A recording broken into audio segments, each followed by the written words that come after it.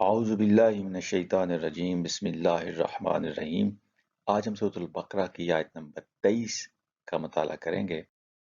ارشاد باری تعالیٰ ہے کہ وَإِن كُنتُم فِي رَيْبٍ مِّمَّا نَزَّلْنَا عَلَىٰ عَبْدِنَا فَأْتُوا بِسُورَةٍ مِّن مِّثْلِهِ وَادْعُوا شُهَدَاءَكُم مِّن دُونِ اللَّهِ إِن كُنتُمْ صَادِقِينَ۔ وَإِن كُنتُم فِي رَيْبٍ میں جو واو ہے یہ واو استنافیہ ہے، یہاں سے نئی بات کا آغاز ہو رہا ہے۔ ان حرف شرط ہے جس کا معنی ہے اگر، کنتم فعل ماضی ہے، جمع مذکر حاضر، لیکن چونکہ اس سے پہلے حرف شرط ان آیا ہے تو کنتم کا ترجمہ زمانہ حال میں کیا جا سکتا ہے۔ وَإِن كُنتُم اور اگر تم ہو، فی حرف جر ہے جس کا معنی ہے میں، ریبن کوئی شک یا شبہ۔ شک بھی عربی زبان کا لفظ ہے، لیکن ریب جو ہے یہ اس سے زیادہ جامع لفظ ہے جس کا معنی کسی بھی قسم کی بے یقینی، وہم، بدگمانی یا بد اعتمادی ہوتا ہے، اور کسی بات کے یقین کرنے میں جو تردد یا تذبذب یا ذہنی کشمکش ہوتی ہے اس کو بھی ریب کہتے ہیں۔ اور اس ذہنی کشمکش کی وجہ سے جو دل کی بے سکونی یا بے اطمینانی یا بے چینی یا اضطراب ہوتا ہے وہ بھی لفظ ریب میں شامل ہو جاتا ہے۔ تو ریبن جو ہے یہ انڈیفینٹ ناؤن ہے، تو اس سے پہلے لفظ کسی کا یہاں اضافہ کیا گیا ہے، تو ریبن کوئی شک۔ تو وَإِن كُنتُم فی ریبن اور اگر تم ہو کسی شک و شبہ میں یا کسی ریب میں، مما نزلنا علی عبدنا، مما من اور ما کا مجموعہ ہے، من حرف جر ہے اور ما اس میں موصول،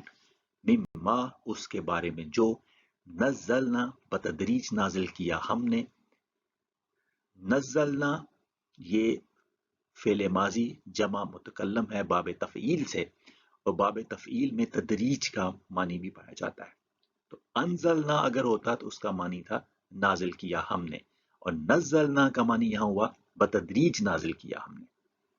علی عبدنا اپنے بندے پر، عبدنا ہمارا بندہ۔ عبد کا معنی بندہ بھی ہے، غلام یا محکوم یا تابع دار یا تابع فرمان یا تابع دار بندہ۔ عبد کا لفظ عربی زبان میں حر کے مقابلے میں آتا ہے، جیسے ایک آیت میں ہے کہ الحر بالحر والعبد بالعبد، آزاد کے بدلے آزاد اور غلام کے بدلے غلام۔ تو یہاں عبد سے مراد ہے نبی کریم صلی اللہ علیہ وآلہ وسلم کہ جن پر اللہ تعالیٰ نے قرآن مجید نازل کیا۔ سورہ یونس کی آیت نمبر 37 میں آیا ہے کہ ما کانا ھذا القرآن ان یفترى من دون اللہ، یہ قرآن ایسا نہیں ہے کہ اسے اللہ کے بغیر گھڑ لیا گیا ہو یا اس کی وحی کے بغیر گھڑ لیا گیا ہو، ولیکن تصدیق الذی بین یدیہ، لیکن یہ ان کتابوں کی تصدیق کرنے والا ہے جو اس سے پہلے نازل ہو چکی ہیں، یعنی اس سے پہلے جو اللہ تعالیٰ کی کتابیں آئی تھیں ان میں جو پشین گویاں کی گئی تھیں کہ ایک آنے والا رسول آئے گا، اس کی یہ تصدیق کرتا ہے، یا جو دعاوی کیے گئے تھے اس کی یہ تصدیق کرنے والی کتاب ہے۔ وہ تفصیل الکتاب اور الکتاب کی تفصیل ہے، الکتاب ضابطۂ قانون کو بھی کہتے ہیں، تو اللہ کا دیا ہوا جو ضابطۂ قانون ہے اس کی مکمل تفصیل ہے القرآن۔ اور اس کے بارے میں کہا گیا کہ لا ریب فیہ من رب العالمین، اس میں ذرا بھی شک و شبہ نہیں کہ یہ رب العالمین کی طرف سے ہے، یعنی یہ نبی کریم صلی اللہ علیہ وسلم نے اپنی طرف سے نہیں گھڑ لیا، یہ جو قرآن ہے یہ اللہ تعالیٰ کی طرف سے ہے، رب العالمین کی طرف سے ہے۔ تو اگر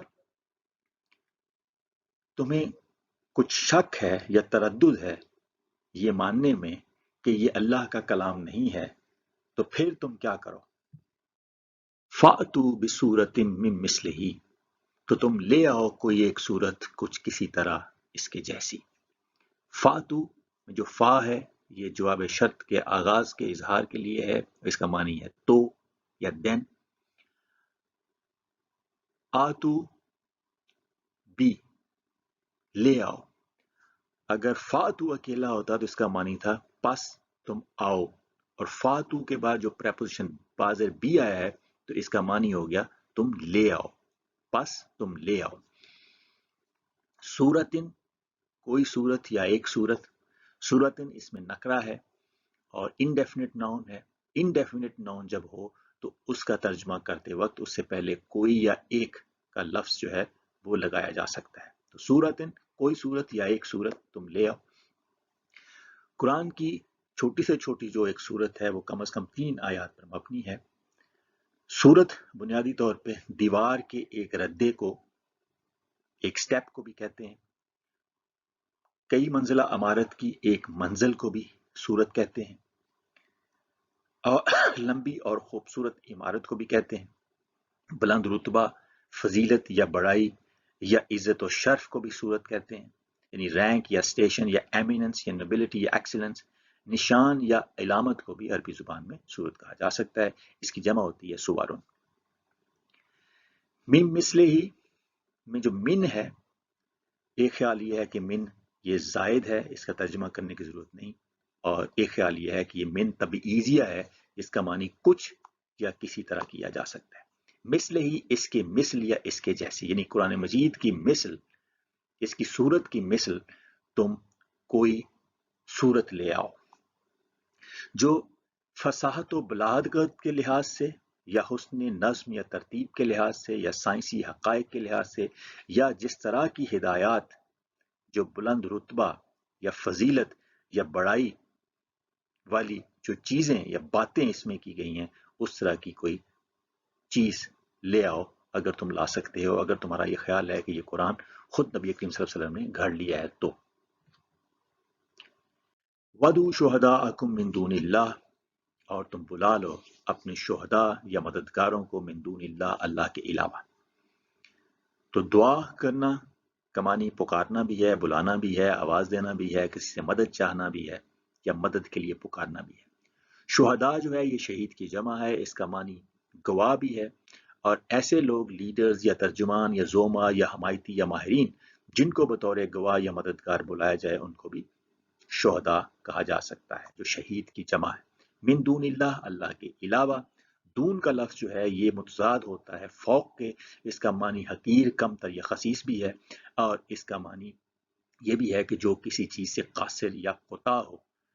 تو وَدُعُوا شُهَدَاءَكُم مِّن دُونِ اللَّهِ، اور تم بلا لو اپنے شہداء یا مددگاروں کو اللہ کے علاوہ۔ ان کنتم صادقین، اگر تم لوگ ہو سچے۔ صادقین صادق کی جمع ہے،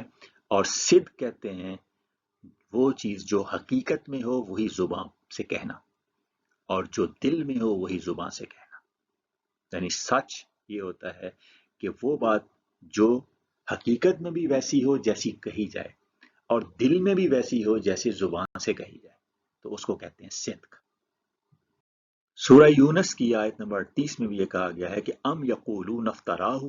کیا وہ کہتے ہیں کہ اسے اس نے خود گھڑ لیا ہے، یعنی قرآن کو خود گھڑ لیا ہے۔ قل فاتو بصورت من مثلہ، آپ فرما دیجئے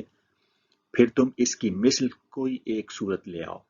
ودو من استطعتم من دون اللہ ان کنتم صادقین، اور اپنی مدد کے لیے اللہ کے سوا جنہیں تم بلا سکتے ہو بلا لو اگر تم سچے ہو۔ اسی طرح سورہ ہود کی آیت نمبر 13 میں کہا گیا ام یقولون افتراہ قل فاتوا بعشر سور مثلہ مفتریات، کیا وہ یہ کہتے ہیں کہ اس نے اس قرآن کو خود گھڑ لیا ہے؟ فرما دیجئے تم بھی اس جیسی گھڑی ہوئی 10 صورتیں لے آؤ۔ وَدْعُوا مَنِ اسْتَطَعْتُم مِّن دُونِ اللَّهِ إِن كُنتُمْ صَادِقِينَ، اور اللہ کے سوا اپنی مدد کے لیے جسے بھی بلا سکتے ہو بلا لو اگر تم سچے ہو۔ اسی طرح سورۃ الاسراء کی آیت نمبر 88 میں کہا گیا قُلْ لَئِنِ اجْتَمَعَتِ الْإِنسُ وَالْجِنُّ عَلَىٰ أَن يَأْتُوا بِمِثْلِ هَٰذَا الْقُرْآنِ لَا يَأْتُونَ بِمِثْلِهِ وَلَوْ كَانَ بَعْضُهُمْ لِبَعْضٍ ظَهِيرًا، فرما دیجئے اگر تمام انسان اور جنات اس بات پر جمع ہو جائیں کہ وہ اس قرآن کے مثل کوئی دوسرا کلام بنا لائیں گے تو بھی وہ اس کی مثل نہیں لا سکتے، اگرچہ وہ ایک دوسرے کے مددگار بن جائیں۔ وَلَقَدْ صَرَّفْنَا لِلنَّاسِ فِي هَٰذَا الْقُرْآنِ مِنْ कुल्लि मसलिन फअबा अक्सरुन नासी इल्ला कुफूरा। बेशक हमने इस कुरान में लोगों के लिए हर तरह की मिसाल मुख्तलिफ तरीकों से बार बार बयान की है, मगर अक्सर लोगों ने इसे कबूल न किया, ये सवाए नाशुक्री के और कुछ नहीं। इसी तरह सूरह अत्तूर की आयत नंबर 33 और 34 में कहा गया, अम यक़ूलूना तक़व्वलहु बल ला युमिनून, या वो कहते हैं कि इस रसूल सल्लल्लाहु अलैहि वसल्लम ने इस कुरान को आज खुद घड़ लिया है। ऐसा नहीं, बल्कि वो हक को मानते ही नहीं हैं। ला युमिनून, वो ईमान ही नहीं रखते। फलयातू बिहदीसिम मिस्लिही इन कानू सादिकीन, बस उन्हें चाहिए कि इस कुरान जैसा कोई कलाम या इस जैसी कोई बात ले आएं, कोई हदीस ले आएं, अगर वो सच्चे हैं। कुरान मजीद में बेशुमार हक़ाइक़ ऐसे हैं कि जिनका अगर बगौर मुताला किया जाए तो वाकई ये हकीकत आश्कार हो जाती है कि ये किसी इंसान का कलाम नहीं हो सकता। मिसाल के तौर पे इसमें बेशुमार साइंसी हक़ाइक़ ऐसे बताए गए हैं कि जिनका साइंसदानों ने हालिया तारीख में पता चलाया है, उनको डिस्कवर किया है, लेकिन कुरान मजीद ने उनकी निशानदही तकरीबन आज से 1400 साल पहले कर दी थी। मिसाल के तौर पे ये कायनात कैसे वजूद में आई, इसके बारे में हालिया तारीख में ही साइंसदानों ने एक बिग बैंग थ्योरी दी है कि जिसके मुताबिक ये कायनात एक सिंगुलैरिटी और यानी एक अकाई से इसका आगाज हुआ और फिर वहां से बिग बैंग के जरिए से ये सारी की सारी यूनिवर्स और इसमें मौजूद जो स्टार्स हैं, गैलेक्सीज हैं, जो प्लैनेट्स हैं, सारे के सारे वहां से निकले। तो इस चीज का इशारा सूरत अल-अंबिया की आयत नंबर 30 में अल्लाह ताला ने कर दिया था कि अवलम यरल्लज़ीना कफरू अन्न समावाति वल अर्द कानता रत्कन फफतकनाहुमा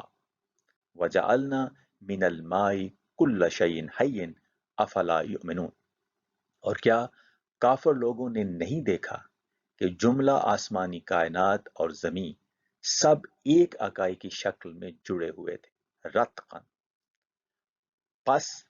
हमने इनको फाड़ कर जुदा कर दिया, फफतकनाहुमा, बिग बैंग के जरिए से, और हमने जमीन पर पैकरे हयात की जिंदगी की नमूद पानी से की, वजालना मिनल माई कुल्ल शैइन हय्यन हय्यन, कि हमने हर जानदार चीज को पानी से पैदा किया। अफला युमिनून, तो क्या वो कुरान के बयान करदा इन हकाइक से आगाह होकर भी ईमान नहीं लाते? इसी तरह साइंसदानों ने हालिया तारीख में ही ये चीज़ दरियाफ्त की है कि कायनात जो है ये मुसलसल एक्सपैंड कर रही है या फैल रही है, और ये एक्सपैंडिंग यूनिवर्स की निशानदही अल्लाह ताला ने कुरान मजीद में तकरीबन 1400 साल पहले ही कर दी थी। और सूरत अज़ारियात की आयत नंबर 47 में ये फरमाया कि वस्समाअ बनैनाहा बिअइदिन व इन्ना लमूसिऊन, और कायनात को हमने या समा को हमने बड़ी कुव्वत के जरिए से बनाया। आइद जो है ये कुव्वत के लिए भी आता है, इसका मानी व इन्ना लमूसिऊन, और यकीनन हम इस कायनात को वुसअत और फैलाव देते जा रहे हैं, एक्सपैंड करते जा रहे हैं। तो एक्सपैंडिंग यूनिवर्स जो है इसकी दरियाफ्त जो है ये हालिया साइंसी तारीख में की गई है, लेकिन कुरान मजीद ने इसकी निशानदही बहुत पहले ही कर दी थी। तो लिहाजा ये मुमकिन नहीं कि ये किसी इंसान का कलाम हो, क्योंकि 1400 साल पहले साइंस ने इतनी तरक्की नहीं की थी कि ये वो पता चला सके कि ये कायनात जो है ये एक बिग बैंग से वजूद में आई है या ये एक्सपैंड कर रही है। इसी तरह कुरान मजीद में जो लफ्ज़ों का इंतखाब किया गया है उसमें भी बड़ी गहराई है। जैसे साइंसदानों ने हालिया तारीख में यह दरियाफ्त किया कि जो सूरज की रोशनी है वो उसकी अपनी है और जो चांद की रोशनी है वो उसकी अपनी नहीं है। तो कुरान मजीद में की सूरह यूनुस की आयत नंबर 5 में जो सूरज की रोशनी के लिए लफ्ज़ अल्लाह ताला ने इस्तेमाल किया वो ज़िया का लफ्ज़ था, और जो कमर की रोशनी के लिए जो लफ्ज़ इस्तेमाल किया गया वो नूर का लफ्ज़ था। तो जो लफ्ज़ों के इंतखाब की जो प्रिसीजन है कि जो साइंस भी जिसकी جس کو غلط ثابت نہیں کر سکتی، وہ قرآن مجید میں ہمیں ملتا ہے۔ اسی طرح سورۃ النحل کی آیت نمبر 68 اور 69 میں یہ پتہ چلتا ہے کہ یہ جو شہد کی مکھی میں جو مادہ مکھی ہے وہ اصل میں ہے جو شہد پیدا کرتی ہے، اور قرآن مجید نے مادہ مکھی کا ذکر کیا ہے شہد کی پروڈکشن کے لیے، اور آج سائنسدانوں نے بھی یہ ثابت کر دیا ہے دریافت کر کے کہ جو مادہ مکھی ہے وہی شہد پیدا کرتی ہے، اور نر مکھی جو ہے وہ شہد پیدا کرنے میں اس کا کوئی مین رول نہیں ہوتا۔ تو قرآن مجید کی جو سورۃ النحل کی آیت نمبر 68 اور 69 ہے، اس میں جو النحل کے لیے، جو شہد کی مکھی کے لیے جو سیغے استعمال ہوئے ہیں وہ سارے کے سارے مؤنث کے سیغے استعمال ہوئے ہیں۔ اسی طرح سائنسدانوں نے بہت بعد میں یہ پتہ چلایا کہ یہ جو مکڑی جالا بنتی ہے اس میں جو مادہ مکڑی ہے اس کا مین کردار ہوتا ہے، زیادہ تر وہ مادہ مکڑیاں ہیں جو کہ یہ جالا بنتی ہیں۔ لیکن قرآن مجید نے آج سے 1400 سال پہلے جب ذکر کیا عنکبوت کا، مکڑی کا، تو وہاں بھی جو سیغہ استعمال کیا وہ مادہ کا سیغہ استعمال کیا۔ اسی طرح اگر ہم مختلف سوشل، پولیٹیکل اور اکنامک اصولوں کی بات کریں جو اللہ تعالیٰ نے قرآن مجید میں ہمیں دیے ہیں، تو وہ اصول دیکھ کے ہمیں پتہ چلتا ہے کہ ایسے اصول کسی بھی انسانوں کی لکھی ہوئی کتاب میں نہیں پائے جاتے۔ مثال کے طور پہ سورۃ الاسراء کی آیت نمبر 70 میں اللہ تعالیٰ نے کہا کہ وَلَقَدْ كَرَّمْنَا بَنِي آدم، کہ بے شک ہم نے بنی آدم کو تکریم بخشی۔ وہ بنی آدم چاہے مرد ہوں، چاہے عورت ہوں، چاہے امیر ہوں، چاہے غریب ہوں، ہر آدم کا بچہ انسان ہونے کی حیثیت سے واجب التکریم ہے۔ اور پھر کہا سورۃ الحجرات کی آیت نمبر 13 میں کہ ان اکرمکم عند اللہ اتقاکم، بے شک اللہ کے نزدیک تم میں سب سے زیادہ باعزت وہ ہے جو تم میں سب سے زیادہ پرہیزگار اور نیکوکار ہے۔ یعنی معیار جو ہے وہ تکریم کا، وہ نہ پیسہ ہے، نہ وہ جینڈر ہے، نہ کوئی نسل ہے، نہ کوئی رنگ ہے، نہ کچھ اور ہے، نہ زبان ہے۔ ایک ہی معیار ہے، وہ ہے کریکٹر۔ اور اسی طرح سے سورۃ الانعام کی آیت نمبر 132 میں کہا گیا کہ وَلِكُلٍّ دَرَجَاتٌ مِّمَّا عَمِلُوا، اور ہر ایک کے لیے ان کے اعمال کے لحاظ سے درجات مقرر ہیں۔ یعنی ہر کام جو ہے وہ میرٹ کے اوپر ہے، عمل کے لحاظ سے، عمل سے بنتی ہے زندگی، جنت بھی جہنم بھی۔ اسی طرح اگر ہم پولیٹیکل پرنسپلز کی بات کریں تو ایک اتنا زبردست پرنسپل جو ہے وہ قرآن مجید میں دیا گیا ہے کہ دنیا کی کسی کتاب میں وہ پرنسپل نہیں ملتا قرآن مجید سے پہلے۔ وہ اصول کیا ہے کہ ما کانا لبشر ان یؤتیہ اللہ الکتاب والحکم والنبوۃ ثم یقول للناس کونوا عبادا لی من دون اللہ، کہ کسی بشر کو یہ حق حاصل نہیں کہ اللہ اسے چاہے کتاب دے دے، چاہے حکمت یا حکومت دے دے، یا نبوت دے دے، اور پھر وہ لوگوں سے یہ کہنے لگے کہ تم اللہ کو چھوڑ کر میرے بندے یعنی میرے غلام یا میرے محکوم بن جائے۔ یعنی کسی انسان کو یہ حق حاصل نہیں کہ وہ دوسرے انسانوں پر حکومت کرے یا ان کو اپنا غلام بنائے، چاہے اسے کوئی ضابطۂ قانون مل جائے، چاہے اسے حکمت یا حکومت مل جائے، چاہے اسے نبوت ہی کیوں نہ مل جائے، وہ کسی دوسرے انسان کو اپنا ذاتی غلام یا بندہ یا محکوم نہیں بنا سکتا۔ حق کے حکومت یا حاکمیت صرف انسانوں سے بلند تر ہستی کو ہے۔ یہ جو اصول ہے یہ سارے انسانوں کو ایک ہی درجے میں برابر کر دیتا ہے، اور کہتا ہے کہ انسانوں کے اوپر کوئی ہستی ہے جس کو یہ حق حاصل ہے کہ جس کی غلامی یا محکومی کی جائے۔ کسی انسان کو دوسرے انسان کے اوپر حکومت کا حق نہیں، چاہے اسے ضابطۂ قانون مل جائے، کتاب مل جائے، یا حکومت یا حکمت مل جائے، یا اس کو نبوت ہی کیوں نہ مل جائے۔ اسی طرح انسانی جان کی اہمیت اور عظمت جو قرآن مجید میں بتائی گئی ہے، ہمیں قرآن سے پہلے کسی انسان کی لکھی ہوئی کتاب میں وہ عظمت اور اہمیت نہیں ملتی۔ ارشاد ہوا کہ من قتل نفسا بغیر نفس او فساد فی الارض فکأنما قتل الناس جميعا ومن احیاها فکأنما احیا الناس جميعا، جس نے کسی شخص کو ناحق قتل کر دیا سوائے اس کے کہ بطور سزا اس کو جس نے کسی کی جان لی ہو یا زمین میں فساد برپا کیا ہو، تو گویا اس نے معاشرے کے تمام لوگوں کو قتل کر ڈالا، اور جس نے اسے ناحق مرنے سے بچا کر زندہ رکھا تو گویا اس نے معاشرے کے تمام لوگوں کو زندگی دے دی۔ تو یہاں کسی بھی جان کا ذکر ہے، یہاں کسی صرف مسلمان کی جان کا ذکر نہیں ہے، چاہے اس جان کا تعلق کسی مذہب سے ہو، کسی قوم سے ہو، کسی قبیلے سے ہو، ہر انسانی جان کی عظمت اور اہمیت یکساں ہے اللہ تعالیٰ کے نزدیک۔ چنانچہ قرآن مجید میں دیے گئے حقائق کے اوپر غور و خوض کرنے کے بعد بھی اگر کسی کو تردد ہو یہ ماننے میں کہ یہ اللہ کا کلام نہیں ہے، تو اس کو یہ کہا گیا ہے کہ وَإِن كُنتُمْ فِي رَيْبٍ مِّمَّا نَزَّلْنَا عَلَىٰ عَبْدِنَا فَأْتُوا بِسُورَةٍ مِّن مِّثْلِهِ وَادْعُوا شُهَدَاءَكُم مِّن دُونِ اللَّهِ إِن كُنتُمْ صَادِقِينَ، اور اگر تم ہو کسی شک و شبہ میں اس کے بارے میں جو بتدریج نازل کیا ہم نے اپنے بندے پر، تو تم لے آؤ کوئی ایک صورت کسی طرح اس کے جیسی، اور تم بلا لو اپنے شہداء یا مددگاروں کو اللہ کے علاوہ اگر تم لوگ ہو سچے۔ دعا ہے کہ اللہ تعالی ہمیں قرآن مجید کو سمجھنے اور اس پر عمل کرنے کی توفیق عطا فرمائے۔ وما علینا الا البلاغ المبین۔